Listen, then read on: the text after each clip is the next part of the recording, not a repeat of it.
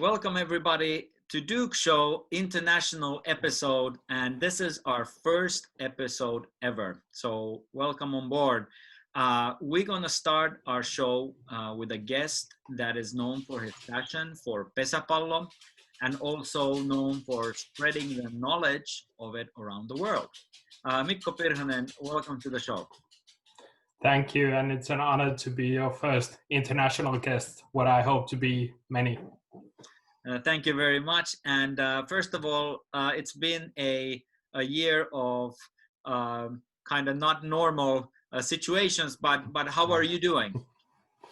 I'm okay. I'm working as an expert for our national sports betting company and on Pesäpallo. So pretty much nowadays it's taking a look at the games and reporting about them and stuff like that. So and it's summertime over here. The season is going on and so on. So it's all good. Great. Many of our viewers might remember you from the Pesäpallo World Cup in India 2019, and also traveling the countries in that region, teaching and coaching young players. But if we start from the beginning of your own career, how did you get involved with Pesäpallo and how did everything start? Well, it's a family issue. So in my family, there's a lot of background of playing the game on some levels and taking a look, watching the games and so on. So ever since I was a kid, we went to see the games at Kite, which was closest to my hometown, Joensuu.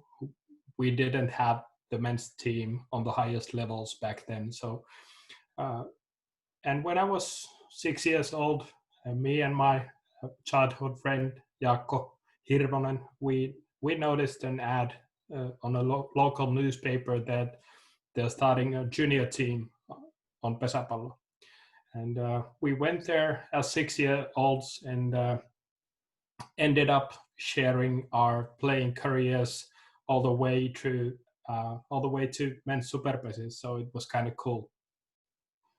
That's wonderful. And you played in the highest level as well. But if we look at the average of a Pesäpallo player's career, your career was in the shorter end of it. And it should have continued a lot longer than it did actually. But if we look at the career that happened after your playing career, were the feelings always for you, and were the direction that you want to be involved in coaching and teaching and kind of sharing the knowledge to the younger players and possibly to the older players as well? Yes, I mean, shortly put, yes, it was always a given. I mean, I was interested in coaching and helping, which is essentially coaching is helping the other person to, like, we're just stoking the fire as coaches. But if somebody has the fire inside them, I'm interested in trying to help them to create the best possible version of themselves. And I mean, I started coaching when I was 15. So I was coaching throughout my later playing career. And even when I was playing in men's superpesis, I was coaching our reserve team that was playing on the third highest level of the men's game. So I had to give up my playing career on superpesis level when I was 23. And my childhood club, Joensuu Maila, they offered me a 1-year professional coaching contract to help develop the system to, like, create some kind of academy system and so on. So I thought that, okay, I might as well give it a shot for 1 year before going back to university and finishing my psychology studies. But 15 years later, here we are. I mean, I ended up as a professional coach. So yeah, it was always for sure.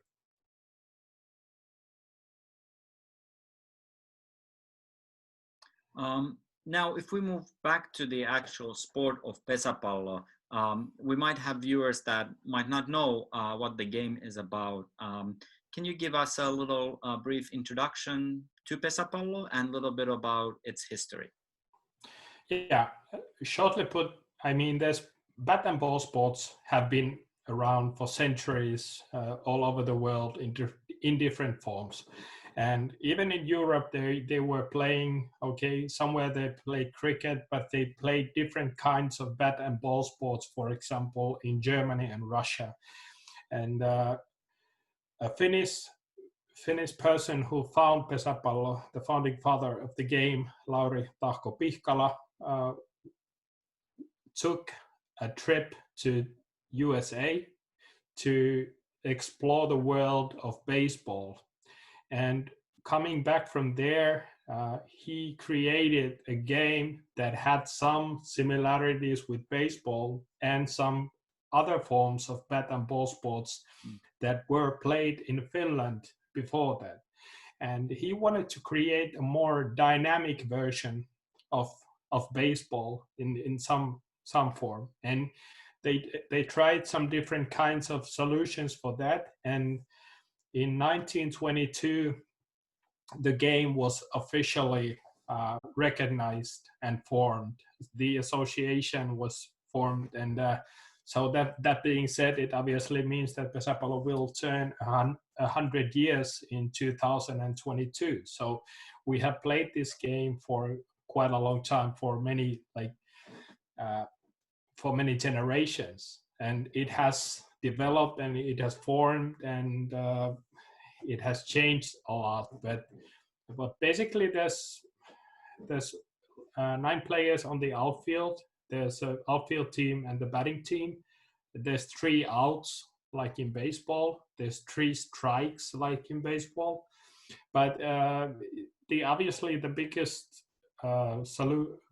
difference is that there's a vertical pitch. So nobody's throwing the ball directly towards the batter. And there's and also that the location of the bases is not like in baseball, so it doesn't go counterclockwise like it does in baseball, but it's more like a zigzag. So when you go to first base, you move on to the left, and then you go to the right side to the field where the second base is located, and then you go back to the left side. If you take a look at the pitch from the batter's point of view. So, and then you run home from the third base around this corner flag. So it's impossible to explain it shortly, but let's just say that because the batter basically can get contact to the ball every time they want to, when you have practiced for, let's say, a year or two, because of the vertical pitch, there's a lot of hits in the game. There's a lot of activity in the game. So it's like normally when you have 3 strikes, the person at bat will make contact with the ball 3 times. And in Pesäpallo, you don't have to run every time somebody makes contact with the ball. So that makes it hugely different from baseball. And obviously it creates a tactical dimension because you can choose when you run. And that's another world. But let's just say that I have heard a comparison like this, that if you compare the tactical side of Pesäpallo and the tactical side of baseball, from what I understand from baseball, is that basically Pesäpallo is like playing chess and baseball is like playing tic-tac-toe. So it's like baseball is a lot more about physical ability and the duel between the pitcher and the batter. In Pesäpallo, it's always different. The pitcher, their main opponent is not necessarily the batter, but the game manager of the other team. But I would go into further detail. But that's the background. Yeah, and then the batter, instead of competing against the against the pitcher, it's very often competing against certain area where the outfield player is Yeah, standing. So that's the different dynamics. You mentioned about how Pesäpallo has evolved quite a bit in the past 90 something years. But if we look at the shorter period of time from the ending of your playing career into the days that we are now seeing the Pesäpallo, how do you think that it has changed even in these few years? I think that the major difference is that the game has gone even more, even faster. I would say that. I mean, we had fast runners in the teams also when I was playing, but now the requirements to be a top level player is that you have to have certain amount of speed to be able to play at the highest level. You rarely ever see a player in the Superpesis anymore who is not fast to some extent, and that is because of the outfield formations are changing all the time in Pesäpallo, and that's another big difference because in each situation that is repeated throughout the game, whenever there's a new person at bat, the game kind of starts all over again, and the players go to different outfield formations based on the threat that the batter has, but also for the threat that the furthest runner, the so-called point runner on the pitch, is forming, and that is a big difference. And also there's been, I would say that there's also been quite a big development on the equipment in a way that it's more, I mean, the velocity of the ball has gone up, but also the equipment lasts a lot longer. So, for example, the balls in Pesäpallo that we're using, they stay the same from the start to the finish of the game, basically nowadays, and that wasn't the case like 15 years ago. But just a short glimpse of what happened during my playing career is that the big revolution in the game was about 25 years ago, and that was there were two things that changed in the game. Previously we had 9 innings like in baseball, but for many reasons, and just honestly, sports betting was one of the reasons that our national sports betting company took Pesäpallo as a part of their betting portfolio, so to say. And that was when sports betting was properly introduced to Finnish audience also. And we moved to play Pesäpallo in 2 periods that each have 4 innings in them. And the link to sports betting is that when you play 2 periods, the probability of a draw, so that each team wins one period, becomes bigger, and it becomes more like it's more tempting for the sports betting and general community to play to try to pick a winner, because there's a bigger probability of a draw. And the other huge thing besides playing this period game is that the surface that we play on, we played on hard like like gravel, kind of like hard surfaces before, and we moved to play on artificial grass that is particularly developed to serve the purposes of Pesäpallo. and it's an artificial grass that has really small grains of sand like embedded into the artificial grass, and it's that made the surface a lot smoother, and it's more durable during different kinds of uh, like changes in weather and so on. So those two made it more, let's say, tempting for the people who watch the games, and that was the major difference in Pesäpallo in the 1990s.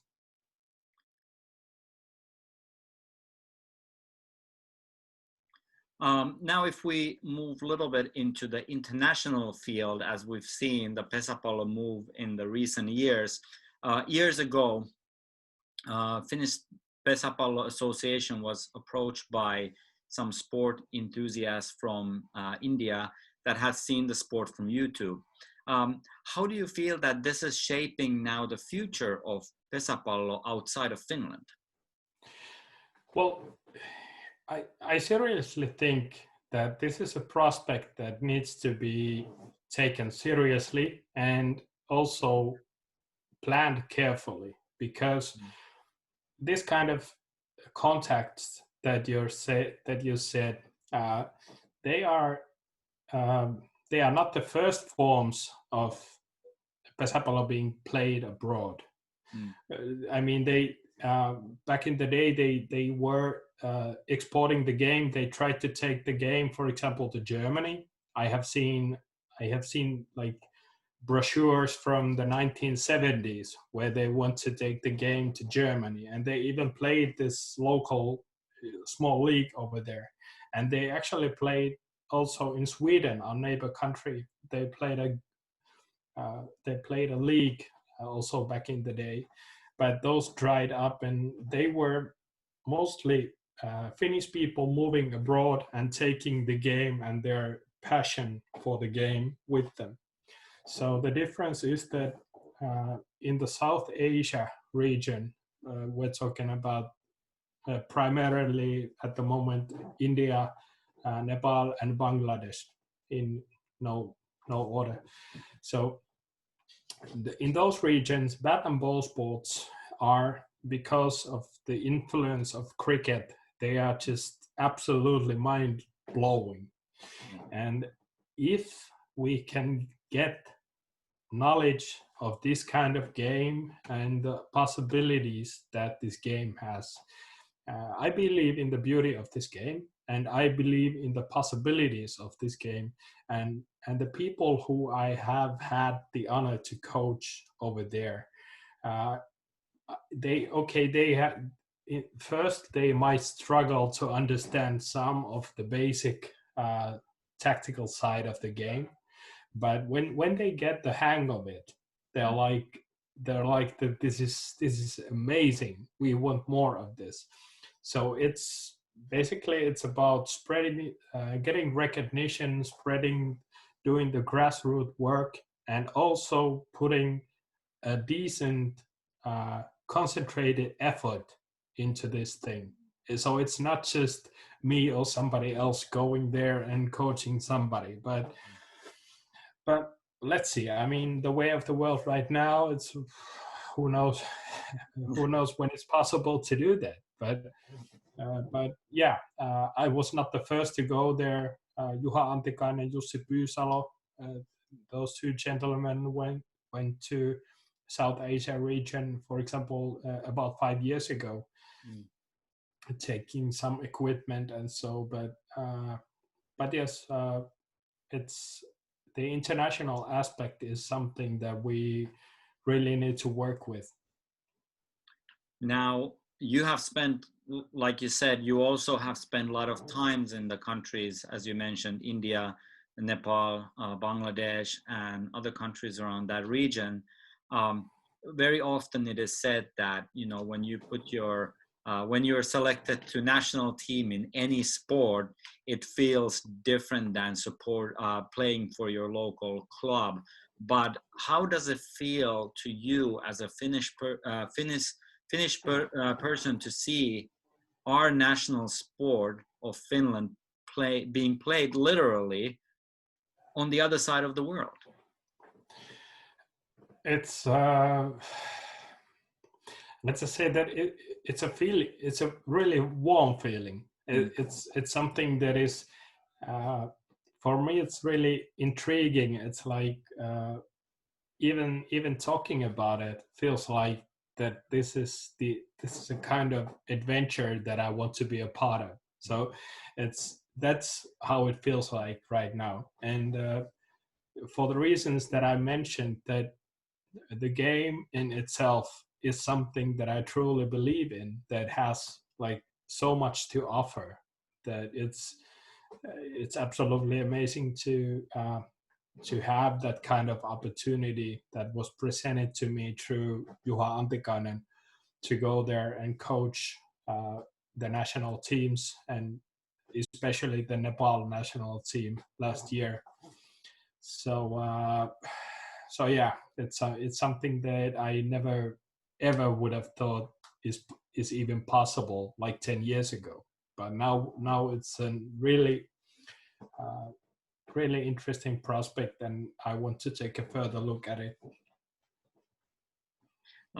Next World Cup will be played in Finland. Hopefully, this current situation doesn't last for years. But Pesäpallo will be 100 years, as you mentioned earlier. What development do you think that what development do you think that we should expect to see from the international teams that are coming here to participate in that World Cup, or even from the individual players and that come to your mind that might be on top of their games that are not Finnish players? Well, yeah, I think that in the last World Cup that you and I were both like present in India, it was clear that there were teams. For example, I want to mention Switzerland, who were runners up in the men's category. So they had thought about the tactical side and the aspects of the game, and they were players in their team, and also, for example, in the Bangladesh team, who were good athletes. So they had the capability to hit the ball, to throw the ball, and to but Switzerland also had the tactical aspect to their game, and it was also intriguing to see that, because of the way they think, is obviously it will be different from what we are used to doing in Finland. They might do things differently, but what we will be seeing is that the teams that come to the World Cup, that I hope that can be played, and the teams can actually take the chance and come to Finland to play, they are going to surprise a lot of people with the skills that they have in individual situations, and not necessarily throughout the whole game, because the process is still so young. But the progress can be huge in a short period of time. But I would say that if you take a good international team and you put them to play against the lower league sides of Finland, they are going to be more athletic, but the Finnish teams will have the tactical background that their coaches and their fathers and their grandfathers have taught them. So the background is hugely different, but because of the cricket background, because of the baseball and softball, the players are really good. I mean, you will be surprised to see the skills that they have. Yeah, and I agree with you completely.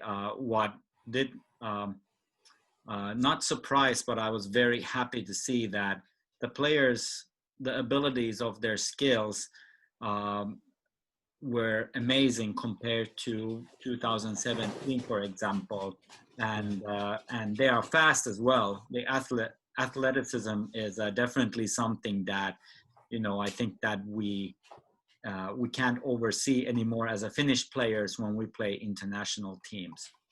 Um, so, last question: what steps do you feel that the non-Finnish teams need to take that they would eventually reach the level of pesäpallo played here in Finland? Well, because of the nature of the game, uh, I think that a profound look on the the actual, how should I say it, the actual spirit of the game, what the game is like, why it is played like it is played in Finland. It sounds really, really stupid to say a thing like that, but like there's no easy way to, there's no shortcut here. Let's just say they don't have to play for 100 years, but you have to change your mindset. And now I'm speaking about my experiences with the players in South Asia region who had a background in other bat and ball sports.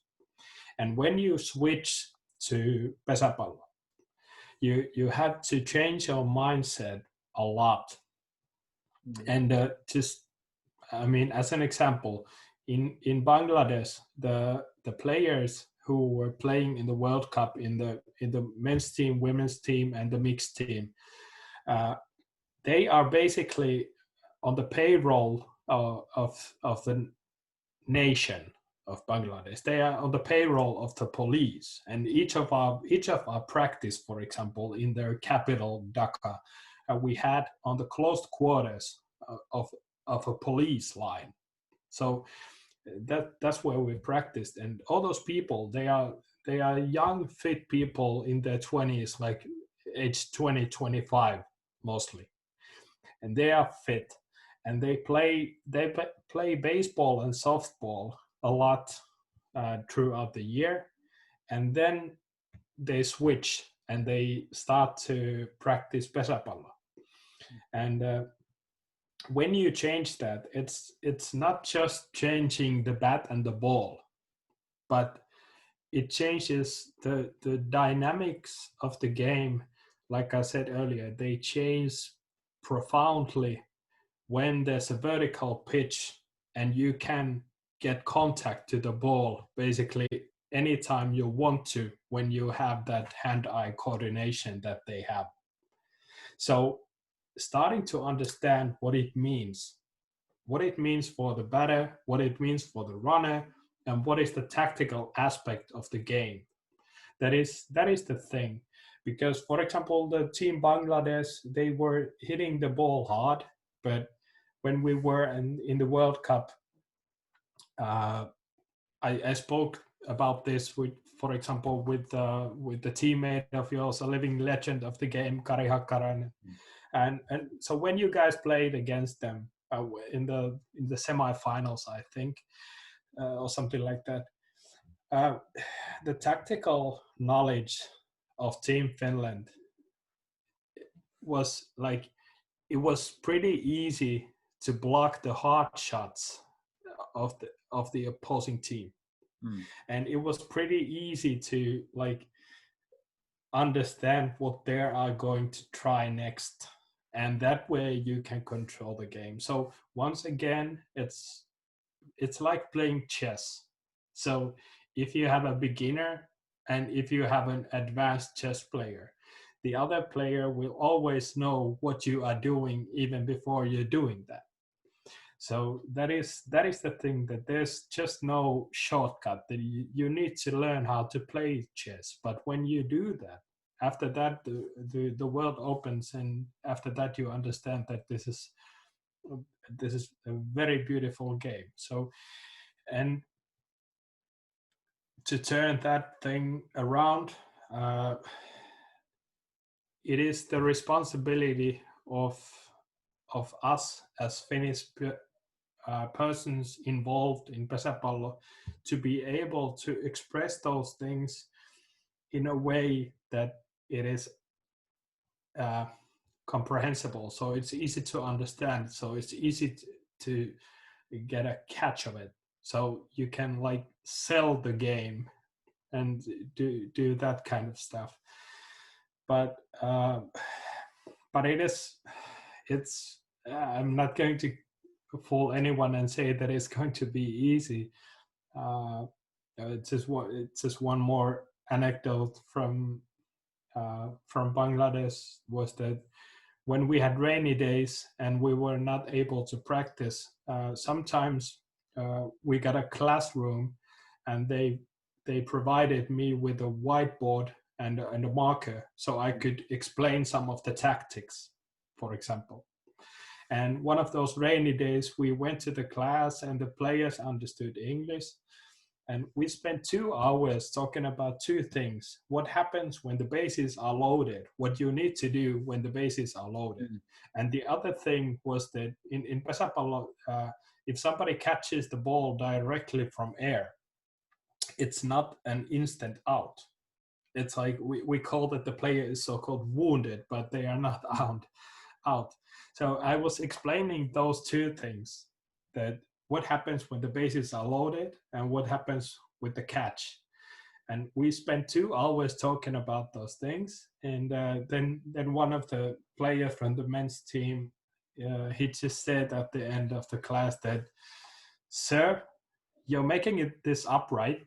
That they were like, "There's no way this can be real. You're just making this up." And I said, "Believe it or not, but this is how it is. That you really need to know this if you're going to play the game.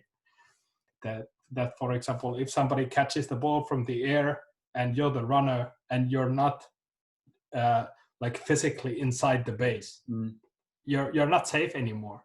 And so it's this. I think the Pesäpallo as a game is very complicated, even too complicated, if you ask me, for international purposes. But because of the nature of the game, we have to be able to provide them with this kind of information.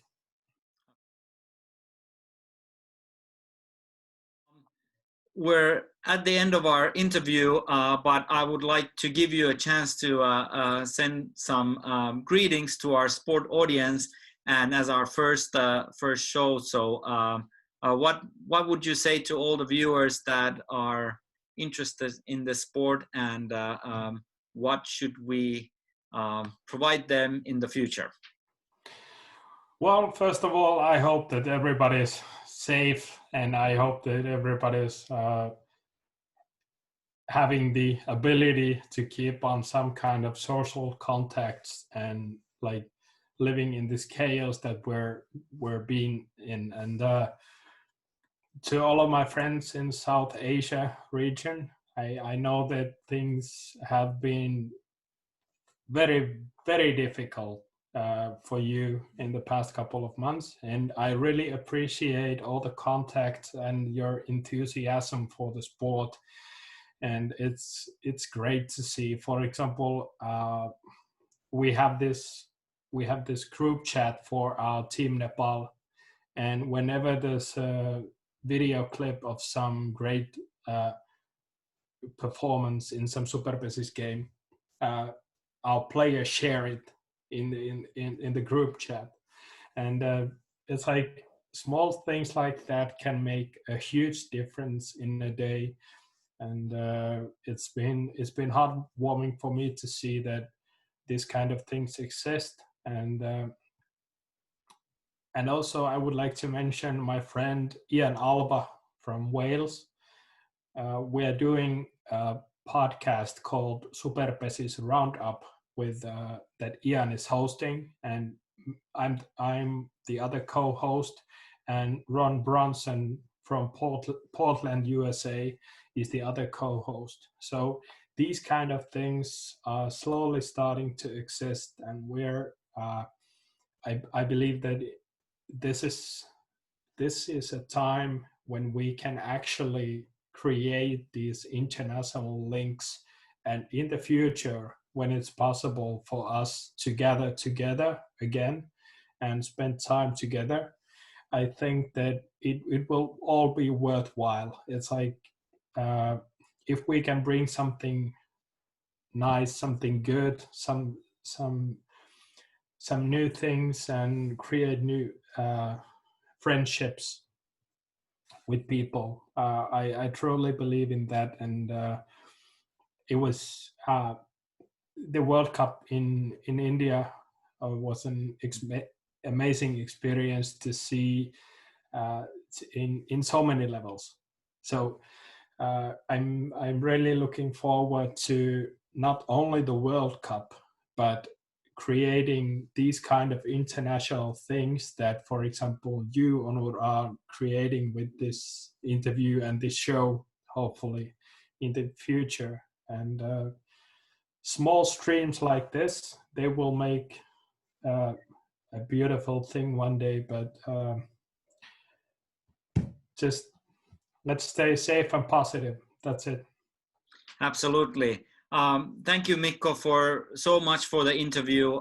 This is a huge thing for everybody, and we hope that we get to share some knowledge through these kind of interviews as well, and hope to stay connected. I wish you all the best. You have done amazing work, and it's very valued in Finland as well. And I hope to see you again on our show. Thank you very much. It was a pleasure. Thank you.